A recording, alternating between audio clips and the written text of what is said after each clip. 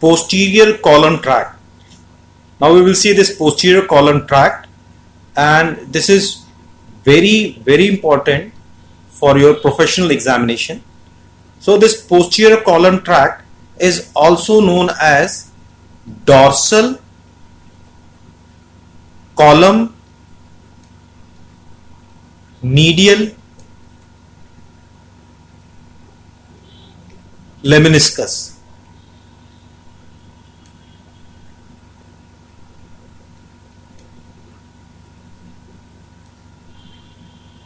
Pathway.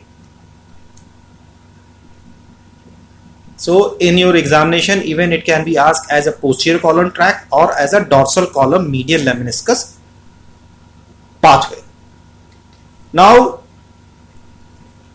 this tract follow the same concept of three neuron that we have already seen, the three neuron concept in spinothalamic tract. So this three neuron concept is for this first order, second order and third order of neuron. So this is the first order from the spinal cord to this medulla. This is the first order. From here, from this medulla to the thalamus is the second order, and from thalamus to the sensory cortex is the third order. Clear? So this posterior column tract take the modalities, the sensory modalities for fine touch, pressure, vibration, 2-point discrimination, and conscious proprioception. So here the receptor, now the receptor for this posterior column tract are Merkel cells, Pacinian corpuscles, Meissner corpuscles, and ruffling endings. So these receptors which are here in the skin, they take sensation of touch and pressure, for touch, pressure. So in the skin, and other one is the Golgi receptors or Golgi tendon. So these Golgi tendons are present in the muscle. So they are present in the muscles.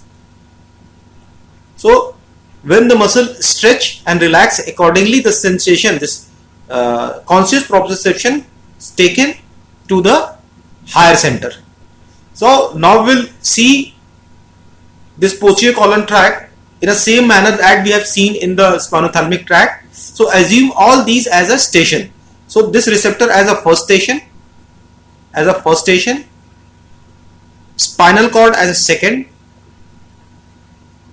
then it passes to the medulla, take medulla as a third one, then pons, midbrain, then in thalamus,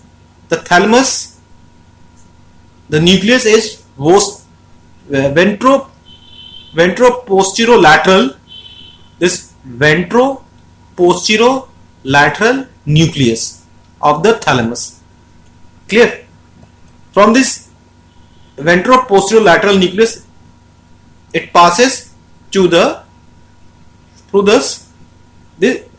sensory cortex, and in the sensory cortex, Brodmann's area number 3, 1 and 2. So that the sensory input passes from this receptor via through this medial division of posterior spinal nerve, and this you can see here. So you can see this, here is the dorsal root of ganglion. Through this dorsal root of ganglion, then this tract, this first order neuron, it passes to the spinal cord from this posterior horn. You can see this posterior horn, and then it goes to the, on the posterior aspect, this posterior column or dorsal column, and in the dorsal column we can see this dorsal column arranged in medial and a lateral part, this dorsal column. So the medial one is fasciculus gracilis and the lateral one is fasciculus cuneatus, both sides, left side as well as right side. So the medial one is fasciculus gracilis and lateral one is fasciculus cuneatus. So we can see here these two tracts. So this posterior column tract, you can see the fiber, one is in the red color and other is in the blue color. So red one is passing through this fasciculus gracilis. This red one is with fasciculus gracilis, whereas the blue one through this fasciculus cuneatus. And we already aware of this fasciculus gracilis and fasciculus cuneatus. So then here in the medulla, this gracilis and cuneatus, they relay here in the medulla, in the nucleus of their respective nucleus, that nucleus cuneatus and nucleus gracilis. Clear? So nucleus gracilis medially present and this cuneatus is laterally present. Now here at this level, the sensory decusations take place.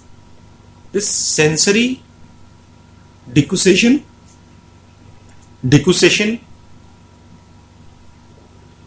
take place.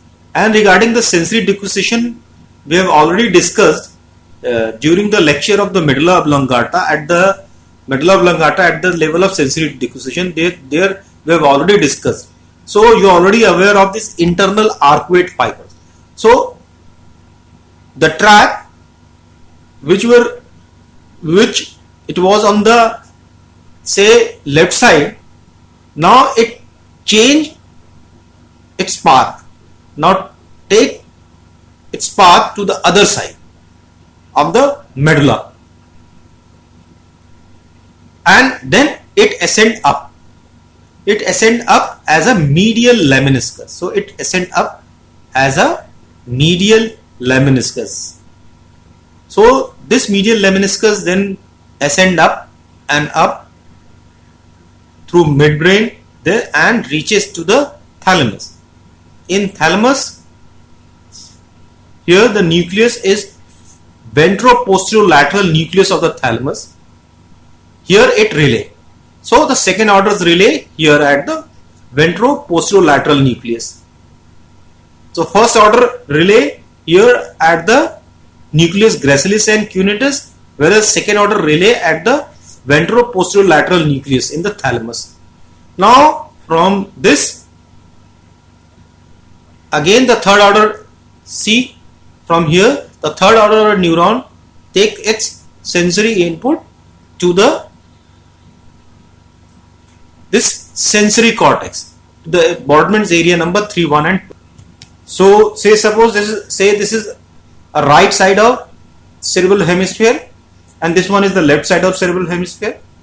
So lesion at the right side of the cerebral hemisphere, right side, here at this sensory cortex in the Brodmann's area number 3, 1, 2, it will affect the contralateral side of the body.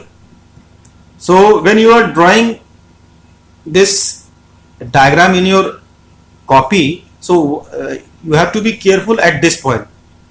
See what I mean to say. You have seen this tract and you know this, that this the tract of fasciculus cuneatus is lateral and fasciculus this gracilis is medial. But after the decussation, see, after the decussation, this one become lateral and this one become medial. It changed. So here the cuneatus after the decussation, you can see fasciculus cuneatus tract become medial, whereas fasciculus gracilis tract become lateral. This posterior column that we have seen in this image, the same one I have drawn here in this image. So, but this is more specific, it is more precise at the level of the spinal cord. So, this one I have drawn, which is more precise over the level of the spinal cord.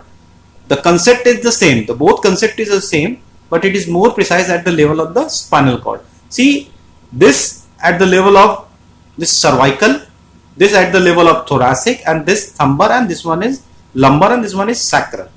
So, fasciculus gracilis, this fasciculus gracilis for sensory input, take the sensory input from lower limb and lower trunk. So, and this fasciculus cuneatus take this modalities from the upper limb and upper trunk. So that this we can see, understand better in this diagram. See, this is spinal cord which is at the level of sacral, and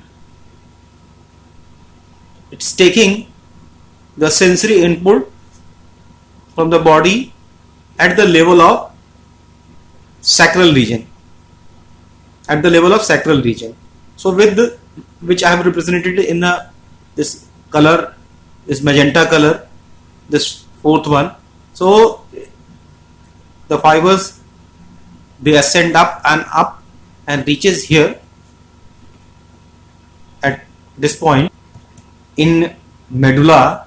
So this tract is a fasciculus gracilis.